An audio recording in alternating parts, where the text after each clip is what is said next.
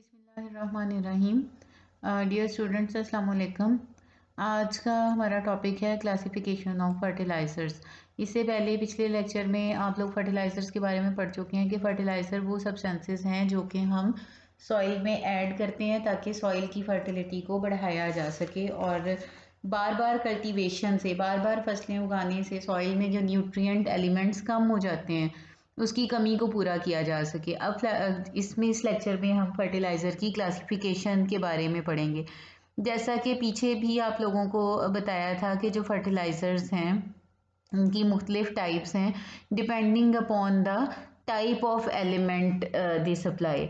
और इसके अलावा आपको ये भी बताया था कि जो एलिमेंट प्लांट ग्रोथ के लिए एसेंशियल हैं या ज़रूरी हैं तो वो दो तरह के हैं, micro nutrients and macro. Macro nutrients वो हैं जो कि ज़्यादा क्वांटिटी में चाहिए और उनमें से तीन मेजर न्यूट्रिएंट आपने पढ़े थे, nitrogen, phosphorus and potassium, NPK। तो जो ये फर्टिलाइज़र हैं इनकी क्लासिफिकेशन जो है इसी बेस पे की जाती है कि ये कौन सा एलिमेंट प्रोवाइड करती हैं, यानी ये नाइट्रोजन देती हैं प्लांट्स को और सॉइल को, फास्फोरस देती हैं या फिर पोटेशियम देती हैं। तो जो भी एलिमेंट ये प्रोवाइड करती हैं उस बेस पे इन फर्टिलाइज़र को क्लासीफाई किया जाता है। तो क्लासिफिकेशन जो है हमारे पास तीन तरह की फिर इस तरह से मेन क्लासेस आती हैं। नाइट्रोजनस फर्टिलाइज़र फर्स्ट क्लास है, सेकंड फॉस्फेटिक फर्टिलाइज़र और थर्ड क्लास है potassium fertiliser. First of all we will discuss nitrogenous fertiliser. Nitrogenous जैसा कि नेम इंडिकेट कर रहा है कि वो फर्टिलाइज़र जो कि प्लांट्स को और सॉइल को नाइट्रोजन सप्लाई करते हैं, नाइट्रोजन देते हैं, इनको हम कहते हैं नाइट्रोजनस फर्टिलाइज़र। अब नाइट्रोजन जो है ये प्लांट्स के लिए क्यों ज़रूरी है, क्या फ़ायदा है इसका? तो नाइट्रोजन जो है एक तो जब अर्ली स्टेज होती है प्लांट ग्रोथ की, अर्ली स्टेज से क्या मुराद है, जब बीज से पौधा निकलना शुरू होता है तो उस वक्त उस पौधे के स्टेम्स को डेवलप करने के लिए, उसके लीव को डेवलप करने के लिए नाइट्रोजन ज़रूरी होती है। ठीक है, उसके अलावा नाइट्रोजन की ख़ास बात यह है कि ये प्रोटीन का मेन कॉन्स्टिट्यूएंट है। प्रोटीन आपको पता है कि किससे बनी हुई है, आपने पढ़ा हुआ है कि प्रोटीन्स जो हैं they are made up of amino acid, और अमाइनो एसिड जो हैं उनमें आप लोगों को ये भी मालूम है, पीछे आप पढ़ चुके हैं कि अमाइनो एसिड में, बायो में भी आपने पढ़ा है, अमाइनो ग्रुप्स मौजूद होते हैं, फंक्शनल ग्रुप। अमाइनो एसिड में दो फंक्शनल ग्रुप होते हैं, अमाइनो ग्रुप एंड कार्बोक्सिल। तो अमाइनो ग्रुप में क्या मौजूद है, नाइट्रोजन। तो जाहिर है कि फिर अमाइनो एसिड मिलके प्रोटीन बना रहे हैं तो प्रोटीन का एक मेन कॉन्स्टिट्यूएंट जो है वो नाइट्रोजन है। तो नाइट्रोजन अगर कम होगी तो जाहिर है कि प्लांट्स की प्रोटीन सिंथेसिस पे फ़र्क पड़ेगा। उसके अलावा नाइट्रोजन प्लांट्स के लिए क्यों ज़रूरी है कि नाइट्रोजन जो है it imparts green colour to the leaves. Leaves का जो ग्रीन कलर है वो देने में नाइट्रोजन हेल्प करती है। और आपको पता है कि ग्रीन कलर जो है ये क्लोरोफिल की वजह से है, और क्लोरोफिल की वजह से ही प्लांट्स जो हैं वो अपनी फूड सिंथेसाइज करते हैं। इसके अलावा नाइट्रोजन का क्या फ़ायदा है कि it enhance the yield and quality of plants, यानी एक तो ये प्लांट्स की यील्ड को बढ़ाती है, फसलों की पैदावार को बढ़ाती है, इसके अलावा प्लांट्स की क्वालिटी को बेहतर करती है, अच्छी क्वालिटी की फसलें जो हैं वो पैदा होती हैं। अब नाइट्रोजनस फर्टिलाइज़र्स जो हैं इनकी क्या एग्जांपल्स हैं, जैसे कि एक एग्जांपल है अमोनियम सल्फेट। अमोनियम से आपको अंदाज़ा हो गया कि ये नाइट्रोजन देगा। इसी तरह से कैल्शियम अमोनियम नाइट्रेट, ये भी नाइट्रोजन देती है in form of ammonium. Basic calcium nitrate, ये भी नाइट्रोजन देती है और इसमें नाइट्रोजन किस शक्ल में है, नाइट्रेट की शक्ल में। इसी तरह से कैल्शियम साइनामाइड, तो इसमें नाइट्रोजन ये भी देता है और इसमें किस शक्ल में है, साइनामाइड। साइनो ग्रुप में भी नाइट्रोजन और अमाइड में भी नाइट्रोजन। अमोनिया ये भी फर्टिलाइज़र के तौर पे इस्तेमाल होती है। अमोनियम नाइट्रेट ये भी नाइट्रोजनस फर्टिलाइज़र है और इसमें नाइट्रोजन अमोनियम की शक्ल में मौजूद है। अमोनियम फॉस्फेट में भी अमोनियम की शक्ल में नाइट्रोजन है। इसी तरह अमोनियम क्लोराइड जो है ये भी नाइट्रोजनस फर्टिलाइज़र है, इसमें भी अमोनियम की शक्ल में नाइट्रोजन मौजूद है। और सबसे अहम नाइट्रोजनस फर्टिलाइज़र है यूरिया। दो अमाइनो ग्रुप इसमें मौजूद होते हैं और उन दो अमाइनो ग्रुप की शक्ल में इनमें नाइट्रोजन मौजूद होती है। अब वन बाय वन हम कुछ नाइट्रोजनस फर्टिलाइज़र्स को डिस्कस करेंगे कि वो कौन कौन सी हैं। First of all we will discuss ammonia. Ammonia as fertiliser. Ammonia जैसा कि आपको नज़र आ रहा है कि डायरेक्ट जो है वो अमोनिया को हम बना सकते हैं। आपने ये फर्स्ट ईयर में भी पढ़ा है कि हाइड्रोजन और नाइट्रोजन को जब हम डायरेक्ट मिलाते हैं 200 प्रेशर पे और 450 डिग्री सेंटीग्रेड पे, और इस रिएक्शन में जो है आयरन या एल्यूमिनियम ऑक्साइड कैटलिस्ट का काम करता है। तो इस प्रोसेस से हमारे पास अमोनिया सिंथेसाइज होती है डायरेक्ट नाइट्रोजन और हाइड्रोजन के रिएक्शन से। और अमोनिया जो है ये वो वाहिद फर्टिलाइज़र है नाइट्रोजन वाली कि जिसको हम लिक्विड स्टेट में यूज़ करते हैं।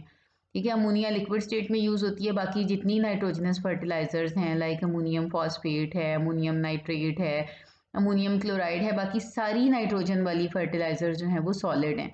सिर्फ अमोनिया जो है वो लिक्विड फॉर्म में यूज़ होती है। अमोनिया जो है इसमें 82% नाइट्रोजन होती है। और जब अमोनिया को फसलों में डाला जाता है तो इसको ज़मीन के 6 इंच अंदर सॉइल सरफेस से, सतह ज़मीन की सतह से 6 इंच मिट्टी के अंदर इसको इंजेक्ट किया जाता है। ऐसा इसलिए किया जाता है कि अगर हम इसको मिट्टी के अंदर इंजेक्ट नहीं करेंगे तो अमोनिया जो है ये सीप आउट हो जाएगी, उड़ जाएगी, फिज़ा में शामिल हो जाएगी। तो इसको मिट्टी के 6 इंच अंदर इंजेक्ट किया जाता है ताकि ये सीप आउट ना हो और हवा में शामिल ना हो, सॉइल में ये मौजूद रहे। अब जितनी भी नाइट्रोजनस फर्टिलाइज़र जो हम यूज़ करते हैं वो सारी की सारी सॉइल को एसिडिक बना देती हैं, सॉइल की पीएच को कम कर देती हैं, सिवाय पोटेशियम नाइट्रेट के, सोडियम नाइट्रेट और कैल्शियम नाइट्रेट। ये 3 फर्टिलाइज़र्स ऐसी हैं, पोटेशियम नाइट्रेट, सोडियम नाइट्रेट और कैल्शियम नाइट्रेट। ये सॉइल को एसिडिक नहीं करती, बाकी सारी फर्टिलाइज़र जो हैं वो सॉइल को एसिडिक कर देती हैं। फिर इस मसले का क्या हल है कि हम फर्टिलाइज़र भी ऐड करें और सॉइल एसिडिक भी ना हो, उसकी पीएच भी चेंज ना हो। तो इस मसले को हल करने के लिए जब हम फर्टिलाइज़र ऐड करते हैं तो साथ हम लाइम यानी कैल्शियम ऑक्साइड ऐड कर देते हैं वक्तन फ़वक्तन। तो लाइम जो है सॉइल की पीएच जो है उसको मेंटेन रखता है और सॉइल को एसिडिक नहीं होने देता, एसिडिक होने से बचा लेता है। ठीक है, एक तो फर्टिलाइज़र थी हमारे पास अमोनिया। अब दूसरी नाइट्रोजनस फर्टिलाइज़र है हमारे पास यूरिया। यूरिया जो है ये सबसे आपने इसका नाम सुना भी होगा, ये गाँव में देखी भी होगी, इसके टीवी में ऐड भी देखे होंगे। नाइट्रोजनस फर्टिलाइज़र्स जो हैं इनमें सबसे अच्छी क्वालिटी की जो फर्टिलाइज़र है नाइट्रोजन वाली वो है यूरिया, और इसमें तकरीबन 46% नाइट्रोजन मौजूद होती है। वैसे तो आपने देखा है कि अमोनिया जो है वो इससे कहीं ज़्यादा नाइट्रोजन दे रहा है, लेकिन वो लिक्विड फर्टिलाइज़र है। सॉलिड जितनी फर्टिलाइज़र्स हैं इनमें अमोनिया सबसे ज़्यादा यूरिया सबसे ज़्यादा कंसनट्रेटेड है। कंसनट्रेटेड से क्या मुराद है कि सॉलिड नाइट्रोजनस फर्टिलाइज़र में सबसे ज़्यादा हाई परसेंटेज में जो नाइट्रोजन है वो यूरिया में ही मौजूद है। बाकी सॉलिड फर्टिलाइज़र्स में नाइट्रोजन की परसेंटेज इससे कम होती है। और पाकिस्तान में भी सबसे ज़्यादा यूज़ होने वाली फर्टिलाइज़र जो है वो यूरिया ही है। तो ये कैसे मैन्युफैक्चर होती है, इसको कैसे प्रिपेयर किया जाता है? तो इसको प्रिपेयर करने के लिए जो प्रोसेसेस हैं, जो स्टेप्स हैं वो कुछ इस तरह से हैं। सबसे पहले यूरिया को बनाने के लिए जो है वो हमें चाहिए carbon dioxide gas. Carbon dioxide gas के लिए क्या किया जाता है कि जो नेचुरल गैस है, कुदरती गैस है, मीथेन है, इसको स्टीम के साथ मिक्स किया जाता है और इस प्रोसेस में निकल को एज कैटलिस्ट यूज़ किया जाता है। नेचुरल गैस और स्टीम के मिक्सचर को जब निकल पर से गुजारते हैं तो हमारे पास कार्बन डाइऑक्साइड और हाइड्रोजन आ जाती है। ठीक है, इसके बाद जो है ये था हमारे पास प्रिपरेशन ऑफ हाइड्रोजन, यानी इस तरह से हम हाइड्रोजन हासिल करते हैं। उसके बाद अगला जो हमारे पास स्टेप है वो है synthesis of ammonia.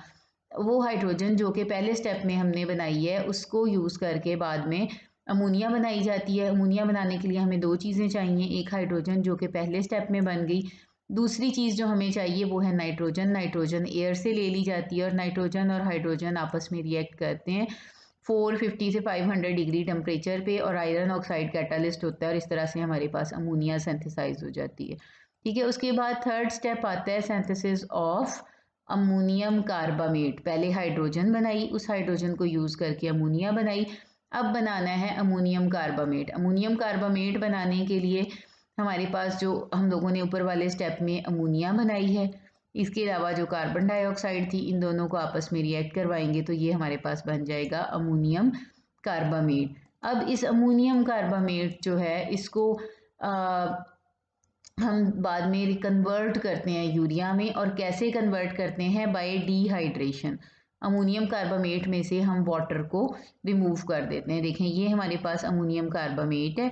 Ammonium carbamate का जो ये वाला ग्रुप है, एंड पे जो आपको नज़र आ रहा है अमोनियम ग्रुप, यहाँ से 2 हाइड्रोजन और ये एक ऑक्सीजन, ये वाटर की फॉर्म में रिमूव हो जाएंगे। ठीक है, ये वाटर की फॉर्म में निकल गए। यहाँ से ऑक्सीजन भी निकल गई और 2 हाइड्रोजन भी, तो पीछे हमारे पास रह गया NH2। इस तरह से ये हमारे पास है urea, NH2 NC double bond O NH2। इस तरह से जो अब हमारे पास यूरिया आता है, ये लिक्विड की शक्ल में होता है, सोल्यूशन की शक्ल में होता है। तो फिर अगला स्टेप होता है कंसंट्रेशन ऑफ यूरिया, यानी हम यूरिया सोल्यूशन को कंसंट्रेट करते हैं। कैसे कंसंट्रेट कर सकते हैं? कि हम इसमें से वाटर को निकाल देते हैं, इवेपोरेट कर देते हैं। और वाटर को इवेपोरेट करने के लिए हम जिस टावर को यूज़ करते हैं, उसको हम, उस हिस्से को हम कहते हैं इवेपोरेशन सेक्शन। इवेपोरेशन सेक्शन यानी वो हिस्सा जहाँ यूरिया के सोल्यूशन में से पानी निकाल दिया जाता है।